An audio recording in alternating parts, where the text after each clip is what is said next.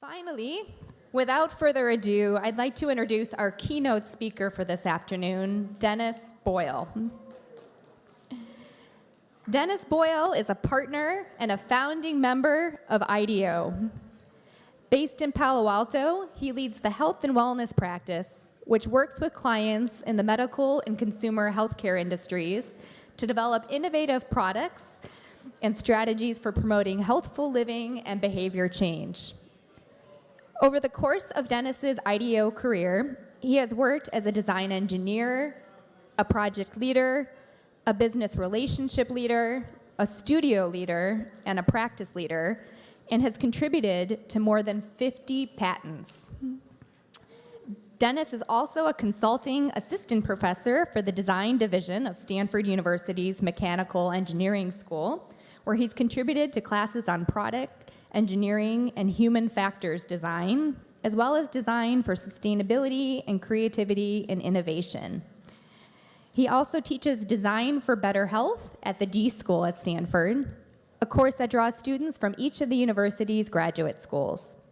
Students are placed on teams that work directly with individual patients to promote healthy behaviors in order to avoid long-term chronic illness. So please help me welcome Dennis Boyle.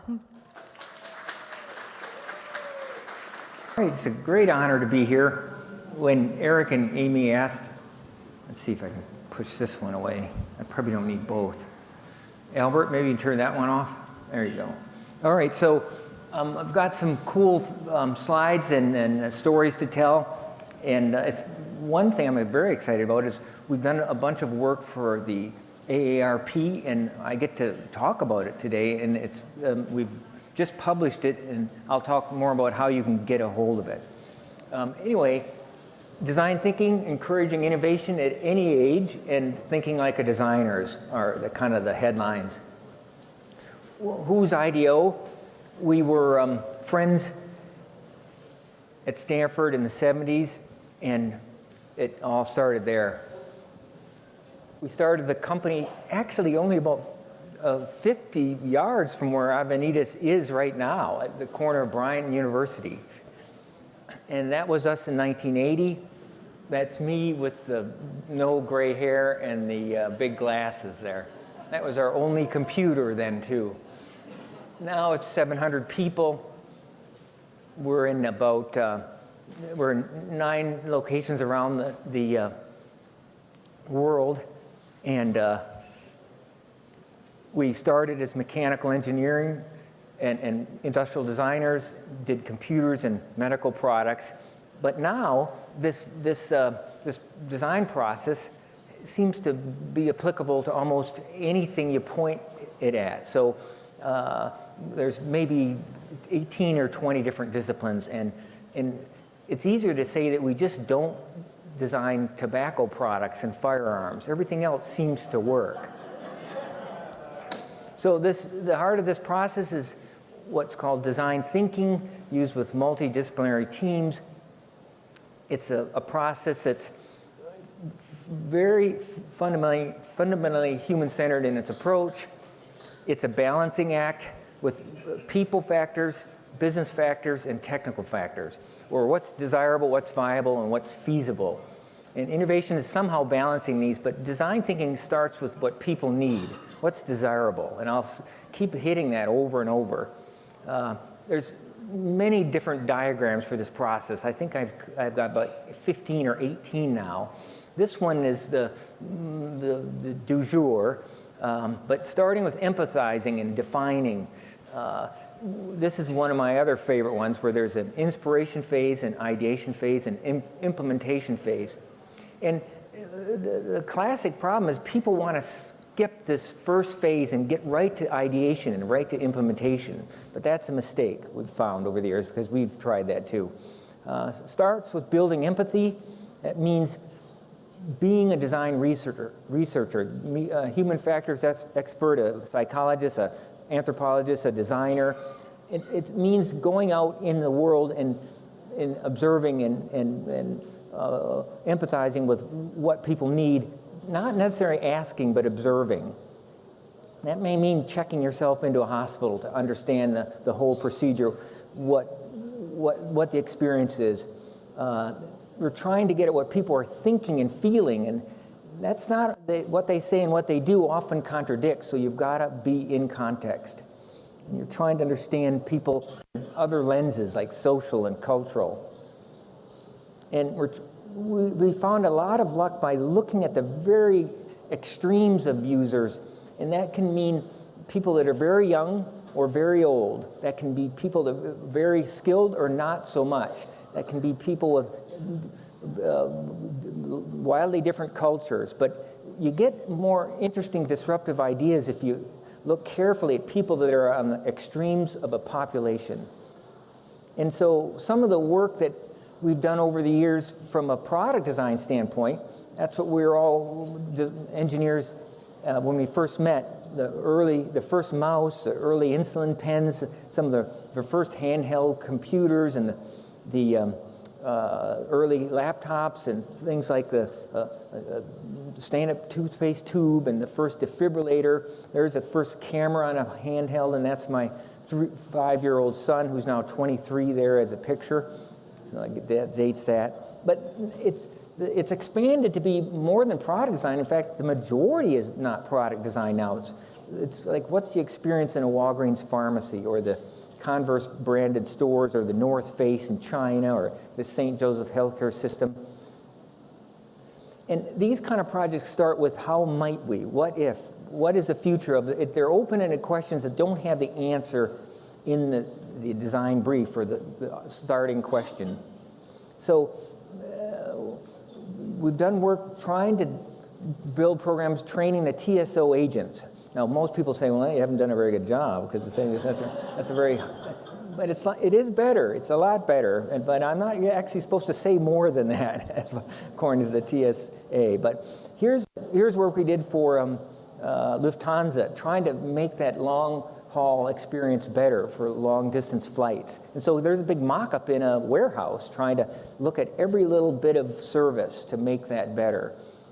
Here's work we've done in Peru to design a whole school system from the ground up that has the right kind of curriculum, technology, spaces, and now there's 45 of these schools all throughout Peru. They're called the Nova schools. This is a voting machine we did for the County of Los Angeles. There's something like 5.5 million voters there, and a very poor turnout for lots of reasons. One is that there's 85 languages, and there's a lot of disability. So this is a reference machine. I think there's a couple dozen being tested right now, with the hope that in 2020 they'll have a whole new voting system down there. It's always a piece of paper at the end. People say, can the Russians vote? They can't on this one, in theory. The HeartStream defibrillator started up in San Jose. How might we enable a bystander to defibrillate a person who's having a heart attack? And again, this is like in a panic situation, how does this work? The big aha was this thing, you take it off the wall, push the button, and it tells you, it talks to you in a loud voice, tells you what to do. And this has been a success. This is how might we enable entrepreneurs to improve sanitation in Ghana through IDEO.org. It's much more than the design of a very simple, low-cost toilet, but it's a whole system of having a service to come empty the toilet and clean the toilet and have that come every day.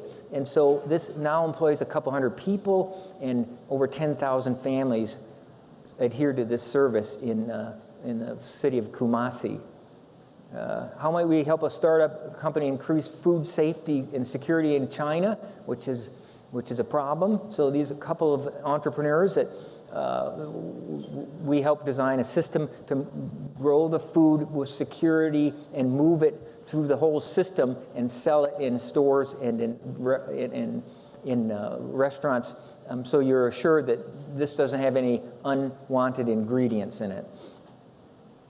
How might we empower young women to learn about birth control in Zambia? If you're in Zambia, you're a 20-year-old woman, you're 50% likely to be pregnant or have had a child. So this is a challenge, and Marie Stopes had us look carefully at how to communicate in a cultural way and in a way that young women would relate to with birth control. How might we help farmers plant a seed called teff in Ethiopia? This teff seed is a very fine seed. It's almost like dust. It's almost like a liquid. And so this was a simple design that farmers could pull by hand instead of just throwing the seed out by hand. They could pull this and it would lay down tracks of the seed. This is some more work closer in, helping patients manage their blood glucose levels with a little blood glucose glucometer, and it's connected to your phone, so you're taking your data in and you can share it with your care team or observe your own trends. And more and more, almost all work seems to have some sort of connected component. Here's a little EKG that you can hold you can keep in your pocket or attach to your phone. I have one in my pocket, so I'll show you last night's EKG. Looks like I'm okay, but I'll demonstrate this later if you're interested. It's quite remarkable how miniature this has become. This is the Willow breast pump. I just got back from New York where this and another device won a gold award. This allows women who want to use a breast pump to wear this around instead of being hooked up to all the tubes and pumps like they're a cow. So this has been an amazing, popular new addition to this category. It's all connected so you can help control it and understand your trends. Here's how might we make the effort to stay on multiple medications. Something like 50 million people in the U.S. are on 5 medications or more. And that means that a lot of people are carrying bags of pill bottles around. This is a system developed out of a startup in the East Coast. You get every 2 to 4 weeks, you get a package with a tape, a little sachet that shows a little envelopes attached in a tape to see the date, the day, and the time that you're supposed to take the drugs there are in each envelope. And you can order this all online. So this is an online pharmacy. How might we improve the experience of young patients with schizophrenia? This is work we've done with UCSF, a big research team, an ongoing trial. But it's called digital therapeutics. This is really a way to help people, especially young patients, communicate with their friends or their caregivers and have a small list of tasks to achieve every day. So again, this is outside whatever drug treatments there are, but this is a way to communicate, and these patients can use this as a small, controlled, or safe way to communicate with friends instead of using Facebook or other wide open kinds of communication. This is how might we improve the patient experience for Planned Parenthood, including physical changes to their clinics and digital tools for their patients. This is a work we did for a startup company that's in the class that 23andMe is. How might we help people understand and use their genomic data? We're getting all this data, but what the heck does it mean? So this is a company that has built a platform and now has 40 different applications to help you take your data and decide what to do with it relative to entertainment or ancestry or fitness or nutrition and other categories. And then finally, the work we've done for AARP, how might we enable entrepreneurs to innovate for the aging market? And so this is a whole, I'm just going to hit some of the top lines, but this is work sponsored by AARP, United Healthcare, MedStar Health, Pfizer. This is a pretty familiar trend to all of us here. We have an aging population.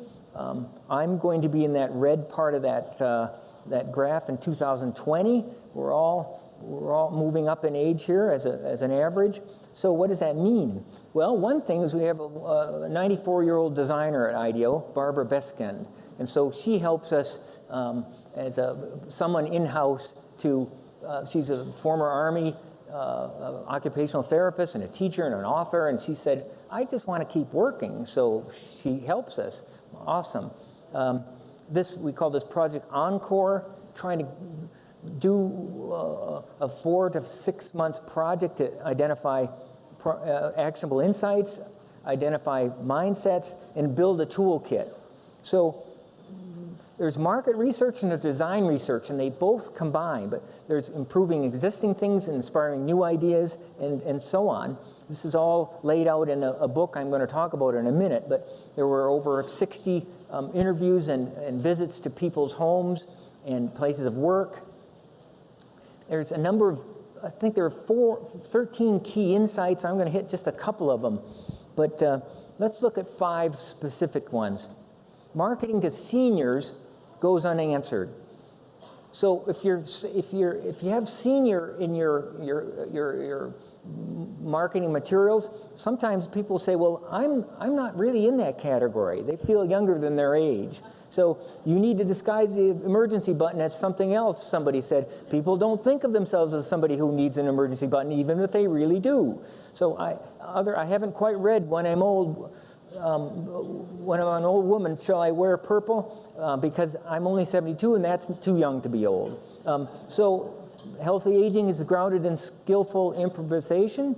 So I got home from the hospital, I was alone, I didn't have anyone to help me figure out how to make life in a wheelchair work. I know there are lots of options, better wheelchairs and so on, but only 7% of our aging population have a long-term insurance plan that will help them cover the cost of home health.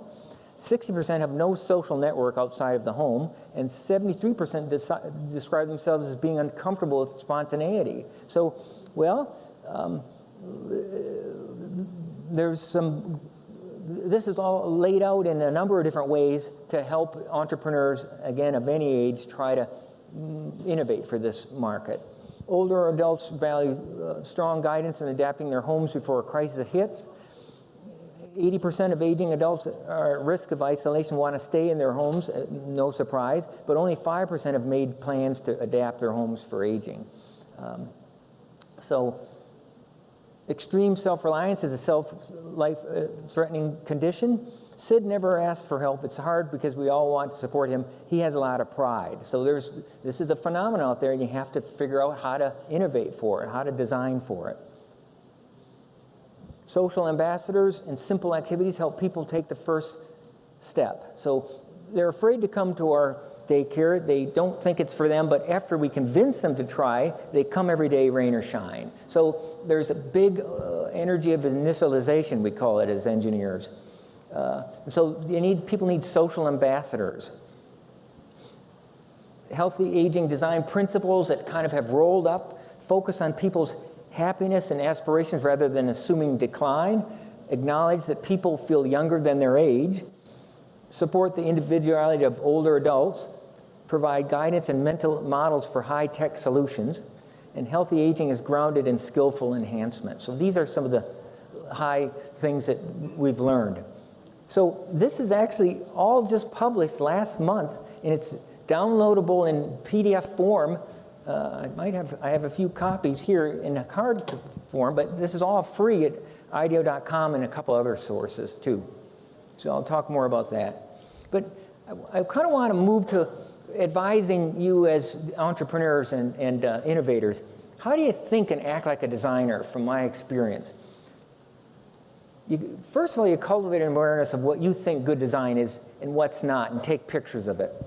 So here's an example of a product that used to have the anticipation as its theme song, and then designers discovered gravity, and so serving ketchup is a much better experience now.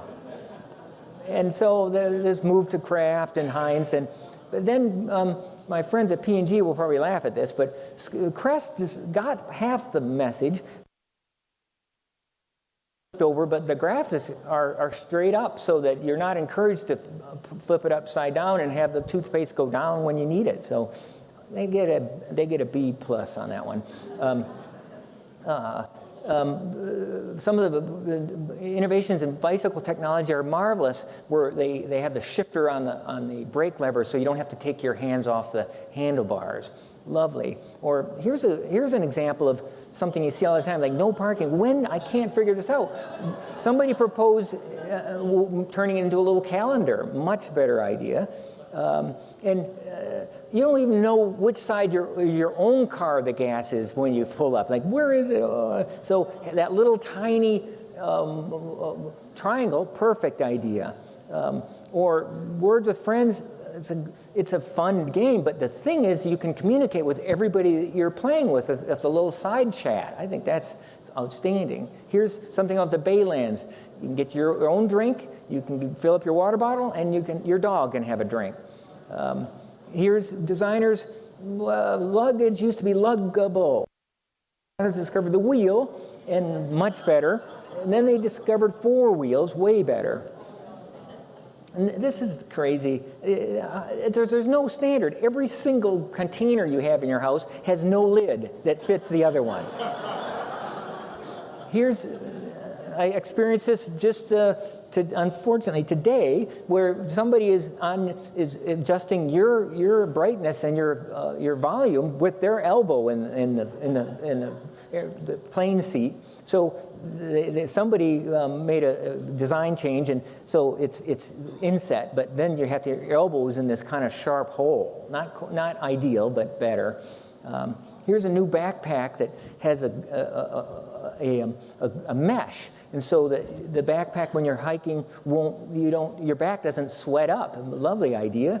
Or then this is an annoying thing. You never know which side the stripe is, and in fact, it's either left or right or up or down, and it's all different all the time. I mean, I've seen every standard. There's no standard there. So sometimes they try to make it both ways, but then you're 50% right.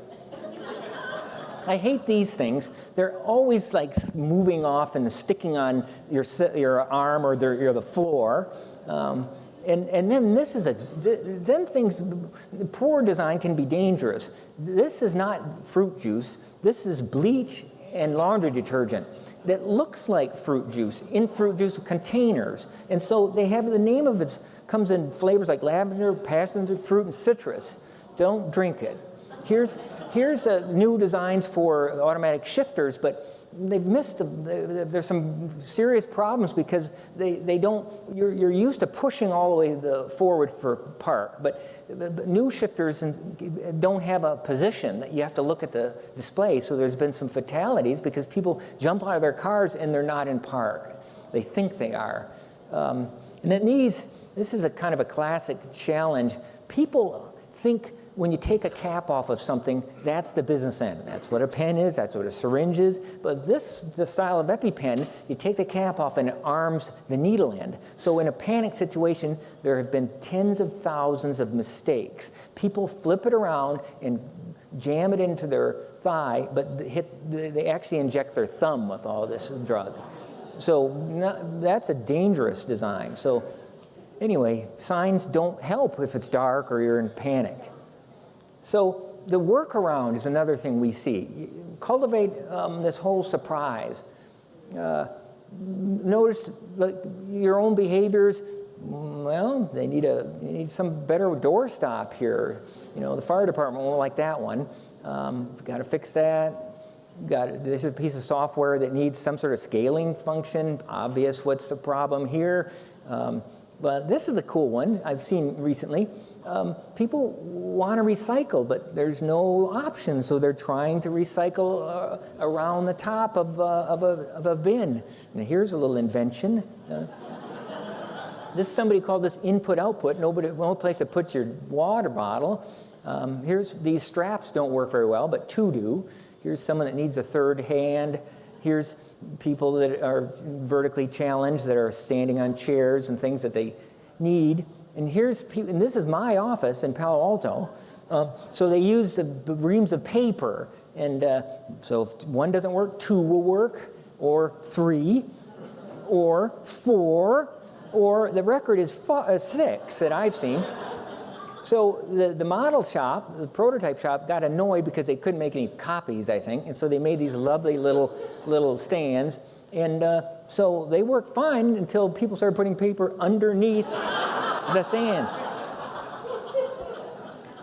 We do a lot of work in medical. Here's circulating nurses making a little holster for some tools in the OR, and here's some of the surgical team using the toes of a patient as a little.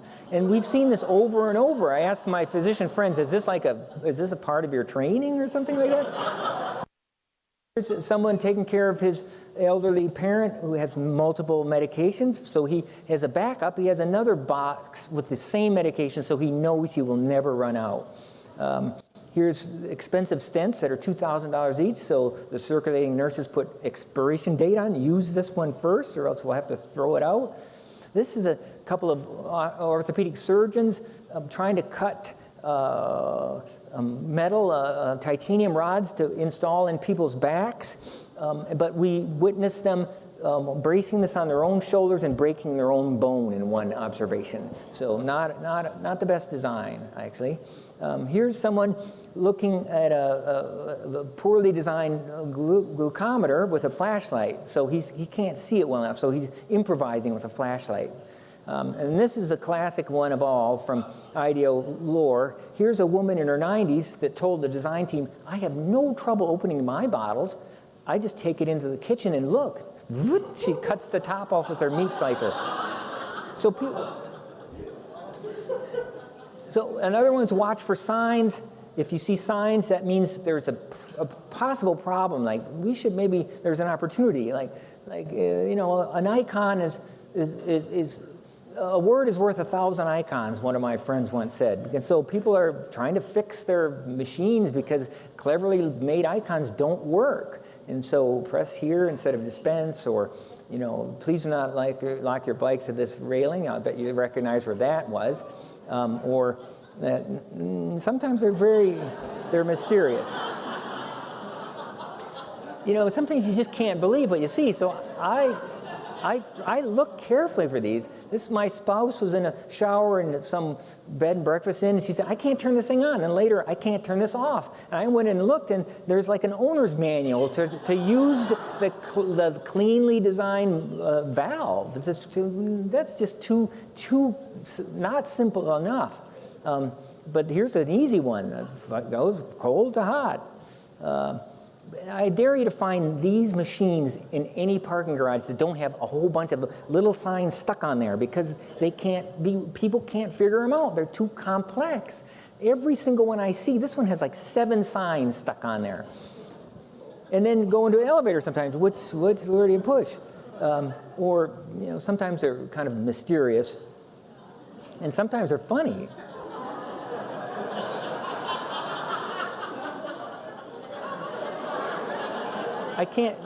Sometimes our design team,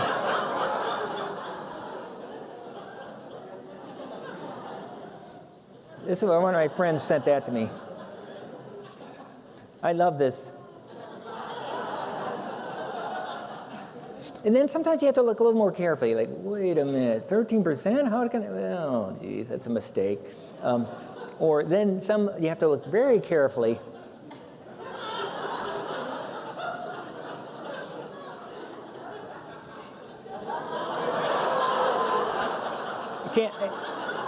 You can't make that up. You cannot. So finally, as an advisor for all entrepreneurs out there, when you're trying to tell your story, something that works very well for us is taking prototyping to the level of storytelling. Even quick little examples. Here's working for the Stanford ER, making a skit and then making a little film about how people's roles would be connected and change, and they could change their signage in some or outward appearance in some way. And so you can get into it. And so make little skits, but sometimes making a little on-the-spot video. This is possible dance moves for monster making. So music starts, and I'm the player, so I come in and I touch the monster, and he gives me a special dance move. I go and touch again, and he does a different one. And it can go for as long as I want. And he has a few signature moves. And when I've had enough and I'm done dancing, I touch the back button and it pauses and the music stops. Monster Maker. Cool. Sonic. Come on, Sonic. Wow. Get in there, Sonic. There's no rule against having fun while you're making little videos. Here's an interesting one, too. Hello. We at PAMF have been thinking about you recently. We know that doctor's visits aren't always what you hope for. Sometimes you leave not quite happy. I'm not sure what I should do next. I couldn't find the right moment to tell my doctor about my main concern. I don't buy into this treatment plan. I'd rather explore other alternatives. Maybe I'll go see someone else. We at PAMF want to change this conversation. We want you to feel heard. We want to hear your concerns. We want to know when you're uncomfortable with the treatment plan. We want to understand what is important to you. So how can we make the most of today? You probably have more than one concern. You might have a long list. Share the concerns you have with us. But also, tell us what is most important to you today, first thing in your visit. As we explore your concerns, tell us if there's anything you don't understand. It's okay to interrupt. As we talk about your issues, let us know what you're thinking, especially if there's something that makes you feel uncomfortable, because there are often other alternatives we can look at. We want this to be an office of comfort, trust, and openness for you. You can tell us anything. You can also tell us if this is not working. A little video that came out of a workshop with the Palo Alto Medical Foundation. Here's another one that you'll probably recognize at one point. Je pense que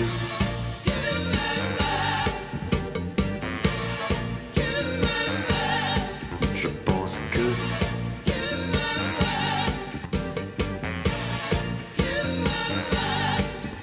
j'adore les cadors, les petites chaînes en calor. Je pense que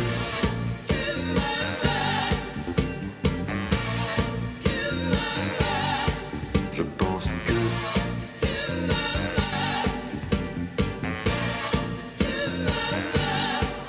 je les prends, les petites bébêtes, dès qu'elles chouchou en levrette. Je pense que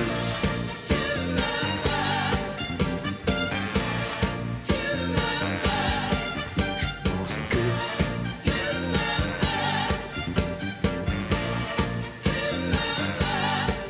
clébard, un collier, bâtard de sang pédigré. Je pense que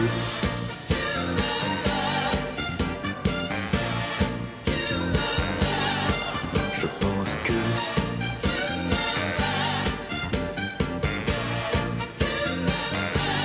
All right, you get the idea. The last one, final one. So, I started this job as a data manager a few years ago, and I was looking into this whole thing about RFID tags, that we need to put on pallets and stuff. And I was working with the pork guys at Excel and trying to figure out, how to amp up sales a little bit or just find ways in which our customers can do more with pork. And I was talking with a cat for Piggly Wiggly Markets, and I was seeing that the sales of their pork chops in Wisconsin was a lot lower than the figures I was seeing from the distribution centers coming out of Minnesota. And I was thinking, hey, what's the difference in these markets? Can you tell the difference between a guy from Minnesota from a guy from Wisconsin unless you look at his driver's license? So I looked at the inventory turn figures that we're getting from the RFID data going out of the plants, and I saw that the product going to Minnesota was the pumped pork, and the stuff going to Wisconsin was the unpumped pork. And I thought that maybe I should tell the guy from Piggly Wiggly that we picked up a trend here in the past few days, and it might help him move more pork in Wisconsin. So he says to me, how do you know? And I told him, I don't know why people in Minnesota are suddenly into pumped pork, but I did know that our figures of inventory turn are a lot more accurate than they were before.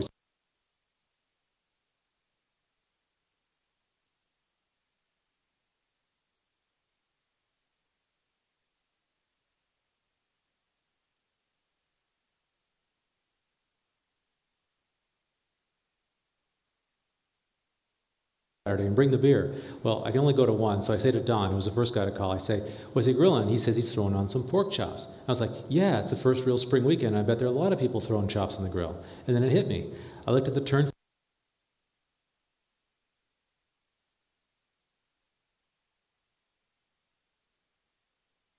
saw there was a heat wave slowly moving east. In the warm places like Tucson, where it already hit, sales are going up because people are getting all jazzed about the first barbecue of the season. So I looked at the internal weather forecast program and saw that the heat wave was set to hit Wisconsin by Friday, and this was Tuesday. I looked at the figures of pork going out to Wisconsin and saw that in the past couple of days they were the same as always. So I call our Piggly Wiggly guy again and I say, dude, I bet you can move a lot of pork this weekend if you want to. And he was all, how do you know? And I told him about the barbecue thing and the weather thing, and he was like, okay, you were right the last time, so what do you think? And I just say, all I know is that you're going to sell a lot of pork this weekend if you've got it on the shelves. So he hooks up with the customer and they say, okay, and they run a feature set for Friday on their Tender Choice product. The Cat Cap guy then calls up Wichita sales and amps up his order of pork by about 20% on Wednesday for the stuff to arrive on Friday. And then the heat wave hits and people are buying pork like crazy and the stuff is flying off the shelves and other stores are running out, but he's got plenty. And the store is happy because their customers are happy because they got all the pork they need for the queue. It was awesome. So that represented a bunch of work we did for the big food company Cargill. And the output was kind of dry until the team decided, well, let's just tell it in a story, in a quick way. And this moves in all this inventory data, the weather data, shipping data, communications, and in a way that went viral inside the company. So this was a home run. All this months of work shown in a two-minute video. So my last slide is a fellow that we researched as part of the ARP work, John Goodenough, a professor at the University of Texas, Austin, who something around over 40 years ago, he and his team invented lithium-ion batteries, and he's still at it and still inventing versions, newer versions at this moment at 95 years old. So this was last year, still going at it. So one of my all-time heroes, in my opinion. So takeaways: use design thinking, be a design researcher and understand your user's needs. Think like a designer by recognizing good and bad design. Make a note of workarounds, watch for signs, make videos to tell your stories, and think like a 94-year-old. So, thank you.